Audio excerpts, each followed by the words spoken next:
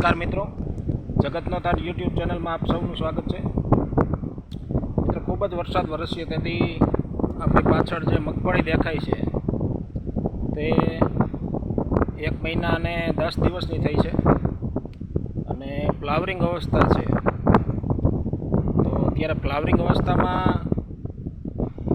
250 ગ્રામ દૂધ અને 100 ગ્રામ ગોળનો છંટકાવ કરવો જોઈએ, કારણ કે જ્યારે કોઈ પણ મગફળી હોય, કપાસ હોય, કોઈ પણ પાક હોય અને ફ્લાવરિંગ અવસ્થા હોય ત્યારે 250 ગ્રામ દૂધ અને 100 ગ્રામ ગોળ એક પંપમાં નાખી અને છંટકાવ કરવાથી ખૂબ જ સારું ફ્લાવરિંગ આવે છે.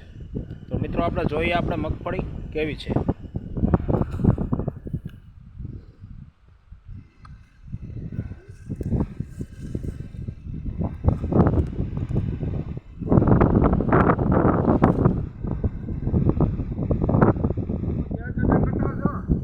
ના, વિડીયો બનાવું છું.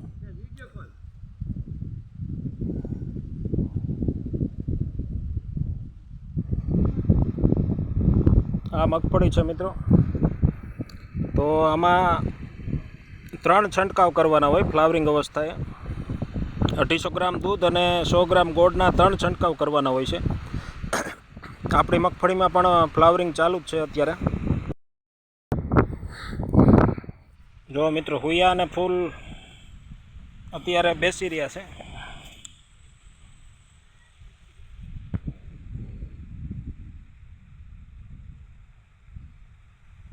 ફૂલ અવસ્થાએ જ છે મગફળી.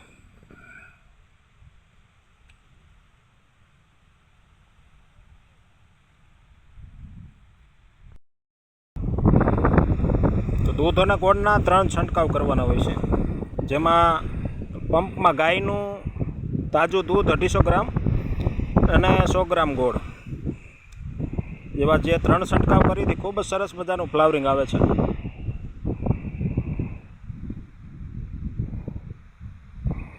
આ બાજુમાં મકાઈ છે, હું તમને બતાવું.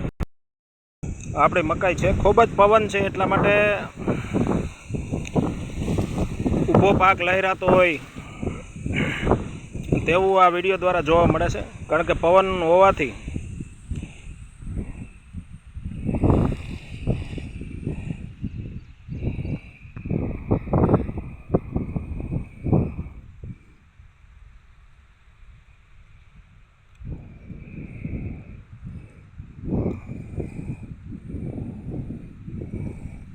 આ ગાયોને ખવડાવવા માટે મકાઈ વાવેલી છે.